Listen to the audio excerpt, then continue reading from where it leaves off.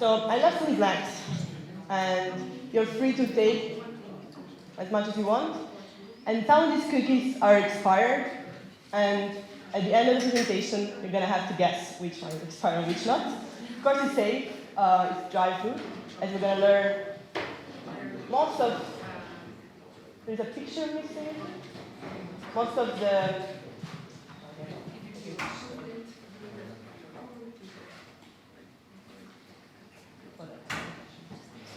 most of the expired food is actually safe, and we're going to understand how to detect it and how to know when it's safe to eat and when it's not, and after how long you can actually eat it when the expiry date is gone over. Okay, so a little bit about myself, so you know. Together with David, we started the community, which you learn a little bit about. So we handle food on a daily basis. There is always a lot of food in our house that is expired, so we kind of know, and like with our own senses, how to detect it. Then I'm also a food scientist in a way. I did a bachelor in it, and I did a master in more natural science applied to food. So I've been talking about food quite a lot in my life, and I just love to take food and to cook and to share food with a lot of people. But that's mostly what I do on my daily basis, and also in my spare time. But it's very nice to also be here and with a lot of people. So I'm very glad to be talking to a lot of people today. No, the other one. Cool. So, as Simona said, we're gonna be learning a little bit about science and also, getting to taste. And please try to think with your senses what's going on there. So I'm going to give you a little intro about food waste. You learn a little bit from David. We're going to talk about environmental issues of food waste, what shelf life is, and what are the expiration dates.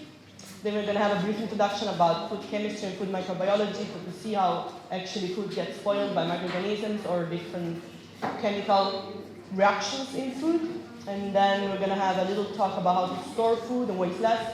And you're welcome to share what you do at home also in order to waste food less.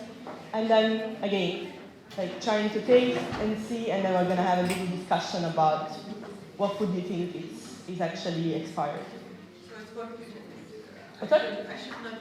No, go ahead. No, please do that. So just keep eating and then evaluating with your senses which one you think is actually expired. Okay. Food waste is a really, really big problem in society, and the FAO has evaluated that food waste is actually, compared to a country, is the third largest greenhouse gas emitter.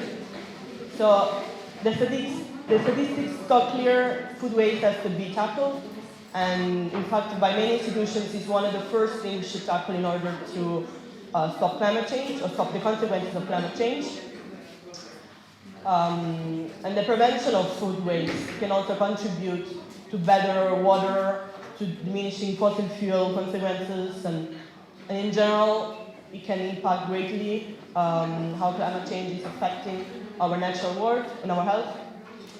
And again, statistics are clear, food waste alone causes 10% of greenhouse gases, which is, I think it's quite scary when you think about the big numbers.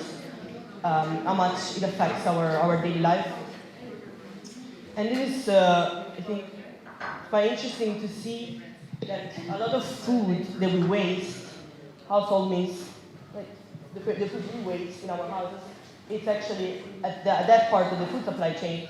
So if you see, here is farm level, and that's where the food goes at the end. We waste so much food at the end of the food supply chain, and food is being transported and processed. So it means that the food that we waste at the end of the food supply chain has much more CO2 intrinsic. So it's actually much worse to waste food at the end than at the beginning of the food supply chain. And why that happens? Well, at first, this is quite an interesting, again, it's a different way of showing this. This is it breaks down into all different kinds of food. And as you can see, the fruits and veggies is the highest, of course, because that's a very low shelf life. Food goes mold, fruits and vegetables go moldy much quicker than any other food. But also there is fish and meat. So the blue one is the household level. So as you can see, the breakdown shows much greater how much food we waste at home. So it's not only our fault. Like, I hate to see big supermarkets and institutions like pointing the finger and be like, haha, it's your fault, you're wasting it at home, you're the problem there, and it's not true. I think a big reason why we waste so much food at home, as also Dave was saying, is because the supermarkets sell it to us in a way that we want to buy more, and we want to buy also bigger portions. They usually have these like promotions. I don't know if they do that a lot in Lithuania. They used to do that in Denmark. They do that a lot in the US and in the UK. Where you're basically, you pay less money to buy more food, and at the end of the day you're gonna waste at home. Like, if you generally, like, when you buy a big bag of oranges, at least one or two are gonna go moldy because you don't have enough time to eat them. So it's also the issue of household food waste is also connected to how the supermarkets want to sell you, because they want to make the maximum profit, which is quite controversial, I would say. And also another reason besides the in supermarkets is that we have a lot of confusion on what labeling is. According to Too Good To Go, which has become in recent years, in a way, one of the representative of the fight for food waste in the world, they also in the US, and so they're very powerful. They say that it comes down to a confusion, because sometimes it's hard to understand what actually shelf life means and what the different labels mean. So shelf life is the period of time during which a food maintains its condition. So it's edible and safety condition, and these have to be again accepted. That has to be related to safety and quality. And because the supermarkets want to sell as much as possible, they're going to put the date as low as possible, because they don't want to risk any consumers having like a food that doesn't look great or doesn't maybe taste good. So they're going to always have the expiration date much sooner than it actually is. Another interesting thing that I didn't know is actually that a lot of products don't actually have a date. Like, products that actually are never going to expire, like sugar and salt and vinegar and wines and alcohol, you can keep them almost forever. Chewing gums, which is quite controversial because you find a lot of them in nature. So, how many of you know the difference between best before and use by date? Are you all aware of it? Nice. So the best before indicates, is mostly related to the quality of food. So after the best before date is over, the supermarket cannot sell it, which is, I hope that's going to change in the future. But the quality can decrease. For example, like food can be harder or maybe soggier. But it's still very safe to eat. There is no problem microbiologically or chemically. But the use by date, it indicates the safety of food. So for example, in chicken, in some unpasteurized milk products, we have a use by. Because after the date, there can actually be dangerous microorganisms that are going to affect the food and maybe very dangerous to eat. And generally, government and the health authority recommends to not even try to eat these kind of foods, for example, meat and fish and unpasteurized dairy products after the use by date. Sorry. Because it can be quite dangerous, because there can be some microorganisms that can attack the food, but you can't necessarily see the change in color or flavor or taste or anything. But for example, for products like dairy and eggs, there is actually ways of testing when the food is still good to be eaten, even if it's past the expiration date. Did you know about this? Yeah, it's quite. It's actually even the health authority recognized this kind of test to be okay to be used in households. So the moment, and the reason there is that the eggs inside, when they're old, they tend to build up air. They tend to the pores. The external shell has pores, and the air goes through, and then it means that is gonna float. The egg is gonna float. When it's fresh, there is no hair and there's also no chance of it getting spoiled by microorganisms. So the moment it sinks, it's perfectly good to be eaten, even if it's quite older than what's written in the expiration date. And the same with milk. I usually sniff it, and then if it doesn't ferment, if it doesn't smell too fermented. Go ahead. And that day, it's supposed to eat already. The moment it floats a bit, I read that you should eat it as soon as possible. And you can Like this is okay, but the moment it floats higher than the middle, it's even cook with them. sometimes when you cook the food, especially at home, you're not gonna know what temperature you're gonna get the food to unless you cook it for a very long time. So for example, if you just made like some scrambled eggs, you don't know if the food in the core has reached like 68 degrees, which usually kills like salmonella and stuff. So like that's a bit risky. In the moment you know the egg might be bad, just give it to, just put it in the compost. But of course there is methods of cooking eggs that could be safe if you go over the temperature, like over 68 is usually recommended. But also like a very good way of knowing if milk is bad is just to know what kind of consistency it has.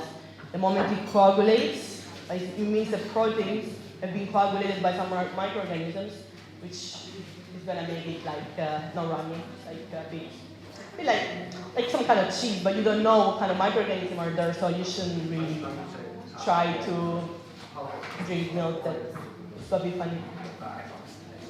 Okay, then I found this very cool study done in 2020, where they tested 6 different types of canned food, and they actually found out that the food maintained the quality and safety after 3 months. And then they ran another study and it actually kept the safety after even 6 months, but then some of the physical appearance and physical and like sensory quality they have changed in the 6 months. So it means that food, even after it has passed the best before date, in case of canned food, is perfectly safe to eat. It just may some of the physical characteristics, so it might get, the color might change a bit, the consistency might change a bit, but it's perfectly safe to eat. And also, they tested other kind of products, and they've shown that they're safe to and free of microbiological contamination after they've expired. In Denmark, we have a very good campaign that has been promoted by Too Good To Go, where they have put in a lot of labels, like for milk, juices, yogurts, this after means in English, where they kind of ask you to see, to smell, and to taste the food rather than just throwing it out after it has passed the use-by date. And this has also been promoted by many companies in Denmark, like Arla, one of the biggest dairy production. So if companies are also promoting people to waste less, it also means that they know there isn't that much risk. Just trying to trust a bit your senses, trust that your nose works well, that you can detect when food is fermented, and you can see when food has gone bad, it has gone coagulated. So this is, I think this is a very nice program that I think a lot of countries should start doing. They should start because I feel like we trust a lot the food industry, we trust a lot what we read on the labels, and I think this could really change a lot how people deal with their foods at home. Okay, so now to the microbiological part. So food can be affected by a lot of different microorganisms, and microorganisms, as much as us, they want to try and eat everything they find. And of course, we compete with millions and millions of microorganisms every day. Like you can find microorganisms, we're breathing microorganisms. Microorganisms are spread all over. Like they are basically all around us, and we are just basically fighting constantly for microorganisms to eat our food before us. there is different ways of microorganisms to decompose the food. This is by them digesting proteins in food through the putrefaction. There is also fermentation, which we often use as a way of storing food for longer times. So in this case, we use microorganisms with our advantage, but sometimes during fermentation, which is the process of deriving energy from oxidation of organic compounds that microorganisms eat, food, for example, cooked food, can go bad. So the moment food smells or tastes fermented, has probably it's probably been attacked by some microorganisms. So, and we don't know which microorganisms are attacking the food, so it's best not to eat food that has gone fermented. In this case, like with this kind of, also I think you have a lot of fermented products. We ourselves put different yeast, or that they are in a controlled environment, so that's quite safe to eat because the controlled environment makes it so only few microorganisms can survive.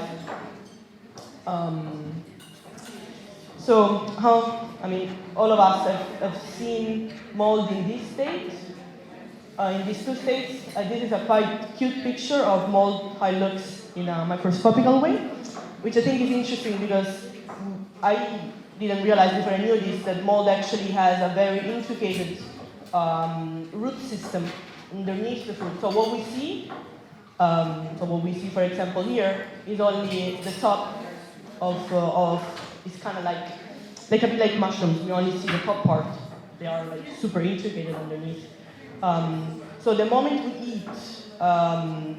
eat soft food, it's actually quite dangerous because all the root system that is underneath is actually attacking the food. So the moment we find a piece of bread and it's a little moldy, it actually is not good to cut a piece off. We have to discard the whole thing. But for harder food like cheese, that doesn't happen because the microorganism, the root system doesn't go through so much.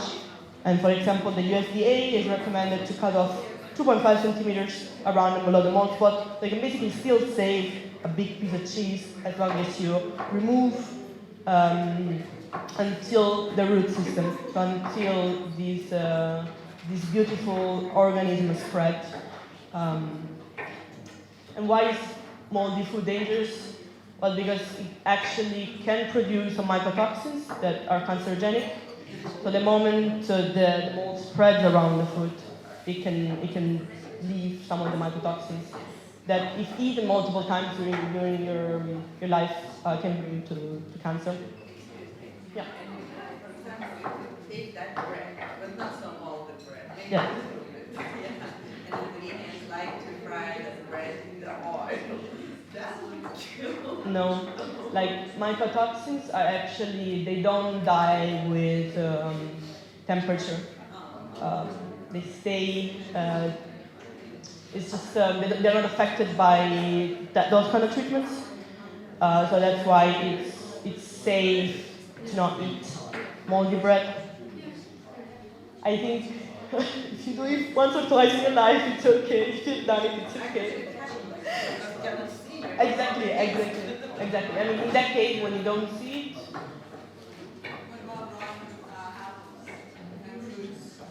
that's the same.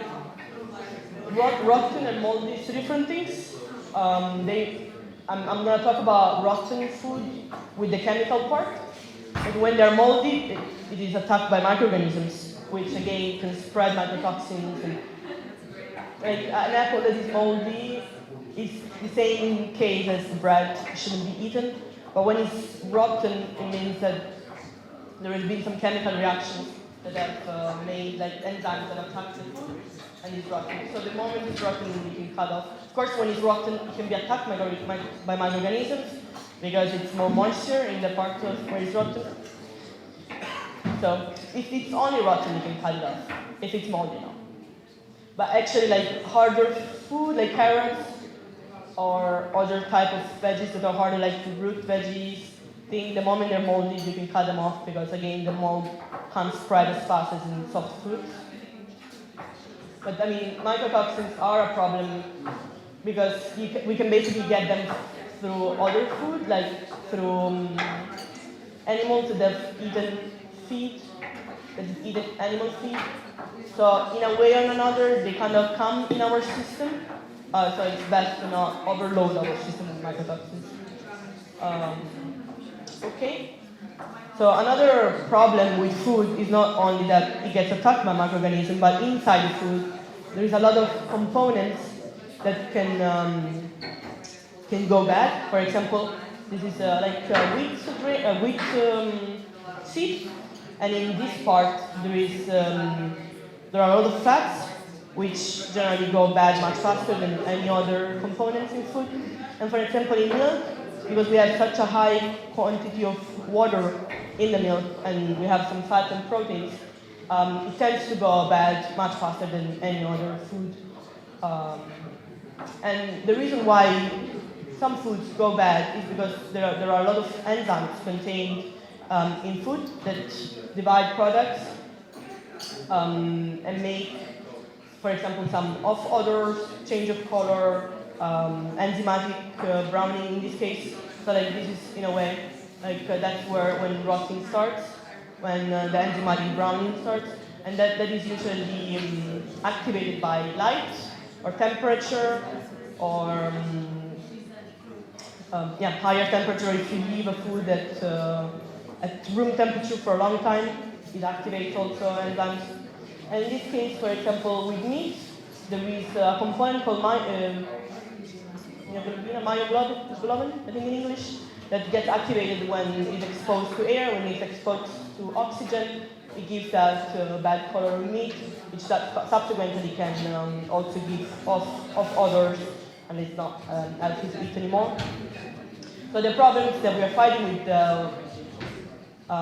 with the chemistry of food is to try and deactivate some of the enzymes, and enzymes can be deactivated with for example, with temperature, with a lack of light, like oxygen and light exposure, and also having hygiene in mind when preparing and storing food. Right. One more thing that I wanted to show is that also like foods that are highly in fat, for example peanuts or whatever nuts, they can also oxidate much faster if exposed to high temperature or if exposed to oxygen. So it's really good to store these kind of products in sealed container. I don't know if you've ever tried to eat some kind of bad like nuts. They have this oxidated kind of taste, which is actually not really good for you. The moment oil oxidates, it releases some bad substances that can cause, they're quite cancerogenic. So again, like if you wanna stop food from going bad because of microorganisms and chemical reactions, you really want to keep in mind these drivers. So the temperature you keep the food at, how much exposure of oxygen and light it has. So it's usually really good to keep food in sealed containers, or like outside, maybe in cupboards so there is less light that is affecting them. And generally, I think, as I said before, a way of wasting less food is just to really trust your senses. And the industry is agreeing with us that the moment you smell food, then you know it's fermented, or you know there's a taste that shouldn't be the one that you bought the food with, has gone bad. I mean, a lot of researchers have agreed to it. Like, for example, with milk, again, that's, I think, one of the food that gets wasted the most in the house, because we usually buy more than we need for our morning coffee or so on. So it can really do a difference if you just don't trust the date in that sense. And I hear a few different things on how we can keep food for longer. I personally freeze a lot of food, even if maybe at the end the quality is not great after you freeze it.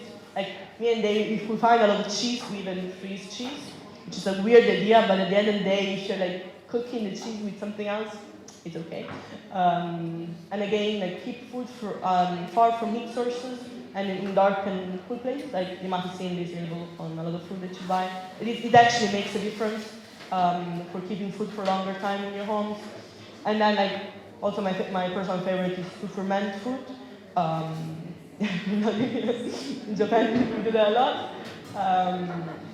And I guess also in Lithuania, there is a lot of like vegetables that can be fermented, a lot of drinks that can be fermented, meat, eggs, a lot, basically everything can be fermented, which is great because we are working with microorganisms at our favor, keep food for longer. Do you have any alternative way of don't know if any of you have a different ways of keeping the food for a longer time than these I've said? Do you do any weird things at home that you want to share with us? You buy less, sure, yes. It's a good one.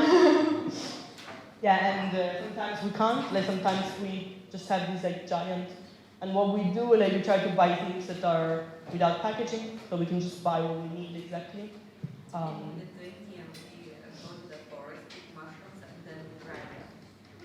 Drying is a really good way of keeping, because what you're basically doing, what you're basically doing with drying, you're reducing so much the water content that microorganisms are not gonna like the food because they can't thrive on food that is so dry. And I think it's a great way of keeping fruits and vegetables. And dry mushroom is so good in soups. Where am I going? Okay. Also, we have like avocados in the water and carrots and get like yeah. Now that's a very good one. Also, like to keep certain veggies in water. Like I think you can also have celery in water that keeps longer in the fridge. There's a lot of tricks and tips also online, I guess, do a lot of them, where you can keep food for longer.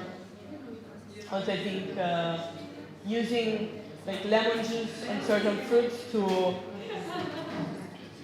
kind of to stop this kind of enzymatic reaction from happening.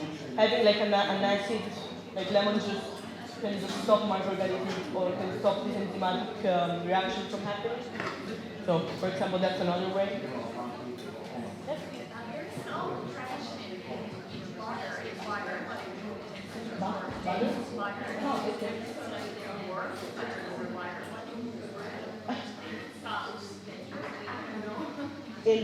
In water outside the fridge. Okay. Funny. Okay. No.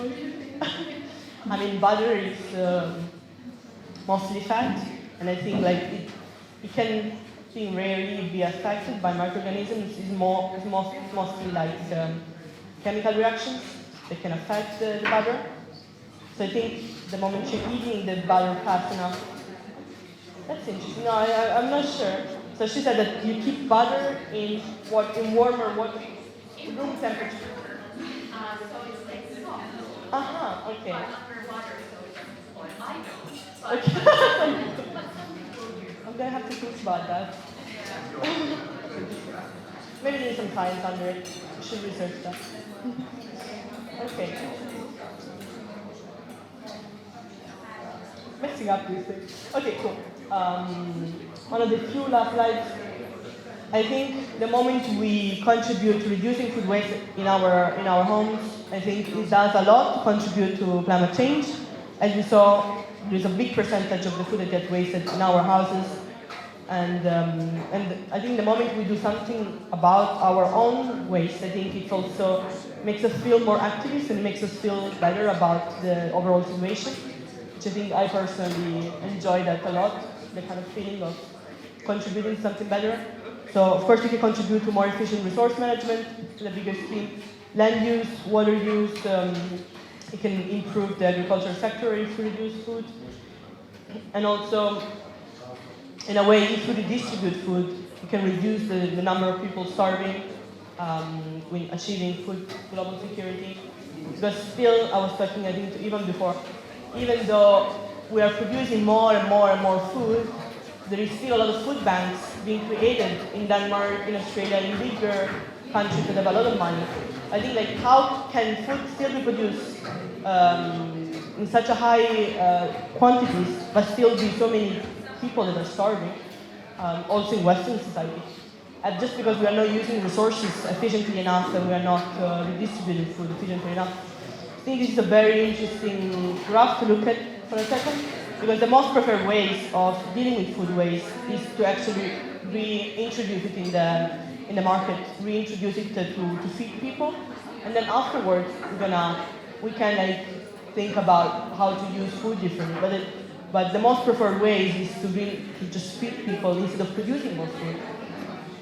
We should feed, I think I would just scrap this, because the moment we are producing more animal products, we're also consuming more resources. So I think we should just like have less animal products in the market. Okay, just there's a picture missing here. I just wanted to like tell you a little bit about like the cookies that we got. I think David said something. So we have a supermarket in Denmark, which is a very cool project that basically sells all the food that supermarkets would throw out.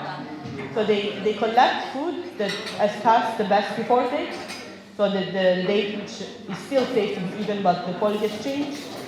And I mean, they have like 2 shops in Copenhagen, and that's where I bought some of the cookies that you tried. So I think it's possible to maybe push supermarkets also to change regulation and also sell food that has passed the best before date, or change just generally how labeling works, because there is still a lot of food waste caused by supermarkets throwing food that is still perfectly edible to eat. And it would be also cool to see these kind of projects being spread more.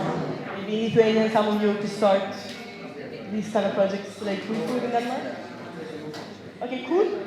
So, yeah. So who can guess which kind of, unless you all tried the cookies? Can you guess which one was expired and which one wasn't?